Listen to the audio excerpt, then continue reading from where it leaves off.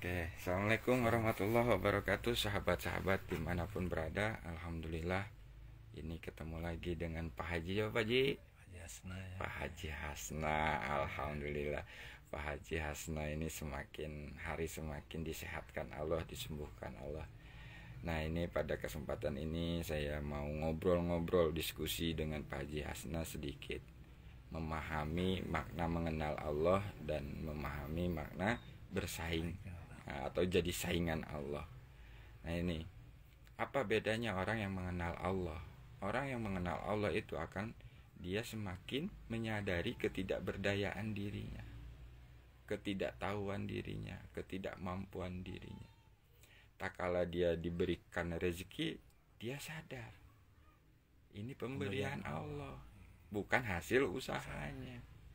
Dan tak kala begitu dikembalikan kepada anak dan istri, dia sadar ini kembali ke Allah. Nah, begitu ngasih ke orang tua, dia sadar mengembalikan ke Allah. Ke tetangga ya sadar. Nah, itulah bedanya. Tak kala kita sudah mengenal Allah, semakin menyadari dalam tingkah laku perbuatan kita sesungguhnya hanya dimampukan oleh Allah.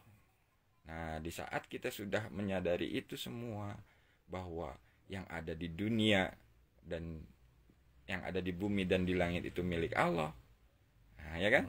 Ya sudah, tidak ada lagi merasa dirinya yang mampu, yang bisa. Nah, kalau jadi pesaing Allah ini seakan-akan dekat juga dengan Allah, kenal juga dengan Allah, ya kan? Ya tiap hari dia sholat, tiap hari minta kan gitu ya kan, berdoa.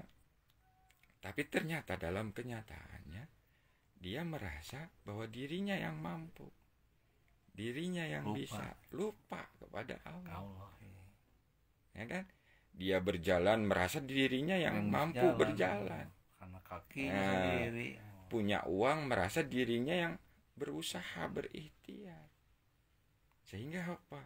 Melupakan Allah dan merasa dirinya menjadi pesaing Allah tadi, merasa mampu tadi. Nah, di sini kita harus benar-benar pahami dengan kesadaran tadi, Pak Haji. Nah, ini fungsi kita mengaktifkan kesadaran jasad, jiwa, dan ruh kita untuk sadar Allah. Ini harus 3 kesadaran ini harus menjadi satu kesatuan, 3 in 1. Fungsinya apa? Biar tidak berbenturan tadi antara lahir dan batinnya. Kayak Pak Haji misalkan baca di jalanan, apa tadi? Insya Allah. Enggak, maksudnya baca di jalan, keselamatan itu gimana tadi bahasanya? Saya lupa lagi. Yang keselamatan di jalan itu, oh ya, gimana?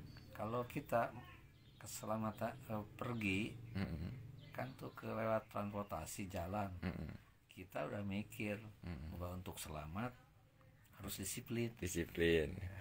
Tapi tiba-tiba tapi kan ingat, ternyata disiplin sendiri itu bukan jaminan, belum tentu jaminan selamat. Ya. Karena ada orang lain yang nggak disiplin.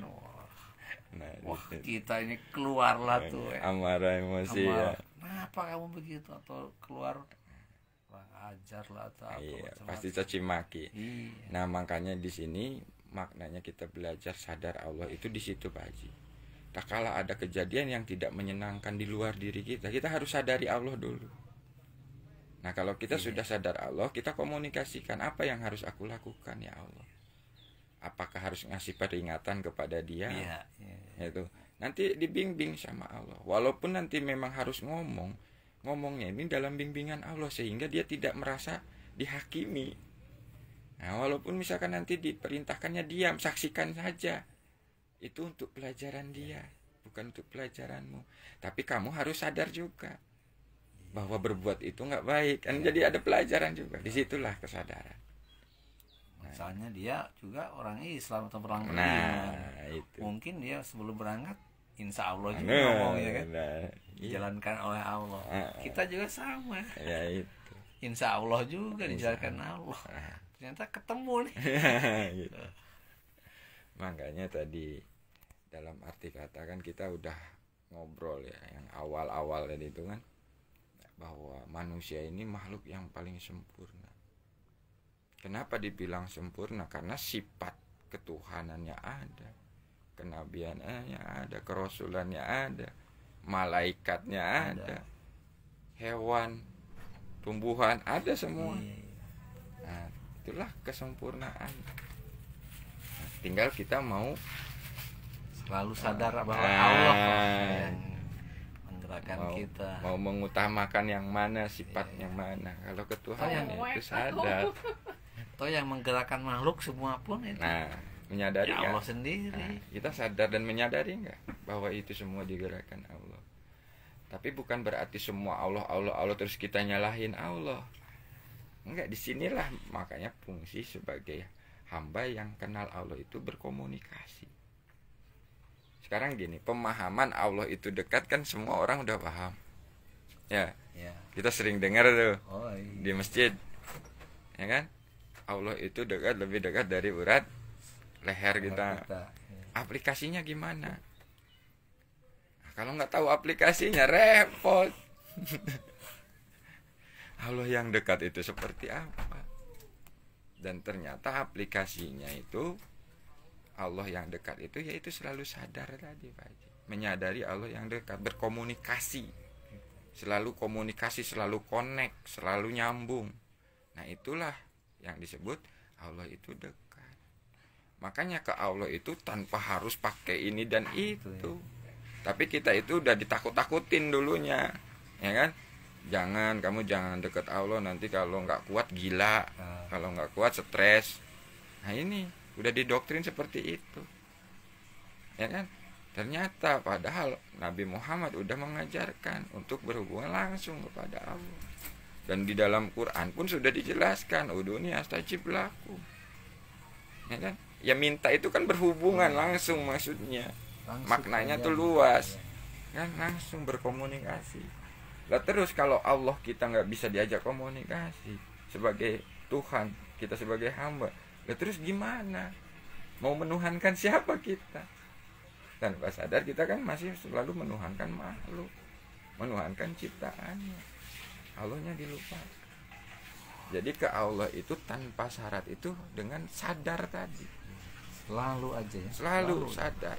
Kalau orang Sunda eling. Sing eling ka Gusti Nu Maha Kawasa. Nah, caranya apa? Selalu agar sadar itu tetap kuat, selalu berzikir dalam hati kita itu. Hati kita tuh Allah atau ya Allah, ya Allah, ya Allah. Insya Allah hidup kita itu dalam bimbingan. Nah, tak kalah kalau sudah mengenal Allah, menyadari ketidakberdayaan kita. Tapi kalau menjadi pesaing Allah itu selalu merasa mampu, merasa hebat. Ini nih kalau enggak saya ini enggak punya rumah nih. Nah, itu. Kalau enggak saya yang berjuang, anak-anak tuh enggak bakalan sekolah, enggak bakalan kuliah karena saya berjuang keras sampai ke luar negeri. Nah, itu. Nah, itu kan sayanya. Tapi kalau orang yang kenal Allah, alhamdulillah dengan pertolongan Allah anak saya bisa kuliah.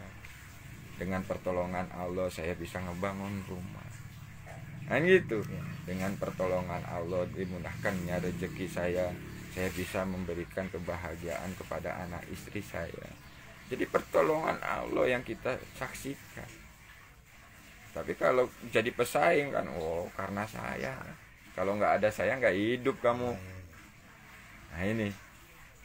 Dan omongan juga belum cukup itu. Nah, harus dalam kesadaran kepada Allah. Jiwa, jasad dan ruhnya jenengan itu sadar Allah. Nah, kalau sudah sadar Allah ini harus aplikasinya lahir dan batin. Nah, kayak tadi saya bilang penyaksian. Asyhadu alla ilaha illallah wa asyhadu anna muhammadar rasul. Lahiriahnya menyaksikan ciptaannya, batiniahnya menyaksikan Allah. Nah, itu di situ penyaksi yang sesungguhnya, syahadat yang sesungguhnya dalam aplikasi kehidupan. Nah, kalau kita mau bongkar itu, banyak yang belum paham tentang bersahadat. Sesungguhnya belum bersahadat dalam kehidupannya, baru cuman hanya di lisan saja. Nah itu lagi. Jadi tingkatannya juga gitu. Nah memang ada tingkat umum, ada tingkat khusus. Jadi bukan berarti kita sudah kenal Allah terus pikiran kita nggak kita pakai, ya tetap. Makanya lahir batin tadi, lahiriahnya apa yang dikomponenkan kepada jasad kita, kayak nafsu, pikiran, perasaan, ego yang tadi itu. Tak kalah ke Allah itu memang harus diserahkan, tapi tak kalah dalam aplikasi kehidupan harus digunakan sesuai fungsinya dalam bimbingan Allah. Pikiran kita gunakan sesuai fungsinya dalam bimbingan Allah. Ilmu kita gunakan sesuai fungsinya dalam bimbingan. Sehingga hidup kita itu dalam bimbingan. Nah di sini dan kesadaran itu harus selalu terus dilatih. Tidak boleh. Makanya harus hilang. Nah, tidak boleh. Cara melatihnya apa? Dengan duduk, berdiri, berbaring. Harus tetap sadar. Gitu, sadar kepada Allah. Makanya melatihnya seperti apa? Dalam niat tadi. Diam sejenak, sadari Allah. Kita mau makan, niatkan makannya karena Allah. Mau ke kantor, niatkan ke kantornya karena Allah. Mau melayani anak istri, niatkan melayani anak istrinya karena Allah. Nah itu hingga terjadi di situ timbul kesadaran, selalu sadar kepada karena selalu sudah terbiasa komunikasi terus. Nah itulah tandanya. Manggil lagi. Nah, itu. Sedikit manggil. Iya, dikit-dikit Allah, dikit-dikit Allah. Lah itulah sebagai bentuk komunikasi kepada Allah. Yang tanpa kata, tanpa suara, tapi dengan kesadaran. Dalam jiwa jenengan sadar, oh ini karena Allah, ini karena Allah, ini karena Allah, karena Allah, karena Allah. Jadi situlah bentuk kedekatan kita dengan Allah. Jadi itu mudah-mudahan obrolan ini bisa memotivasi teman-teman membedakan mengenal Allah dan dengan bersaing, jadi pesaing Allah. Nah itu kadang-kadang kita itu nggak sadar menjadi pesaing Allah, ngatur-ngatur Allah juga lagi kadang-kadang. Nah ini, oke, sekian. Mudah-mudahan nanti lain waktu ketemu lagi sama Pak Haji. Terima kasih Pak Haji. Mudah-mudahan Pak Haji disehatkan lahir dan batinnya oleh Allah dan dibahagiakan keluarganya oleh Allah. Sekian dari saya. Wassalamualaikum warahmatullahi wabarakatuh.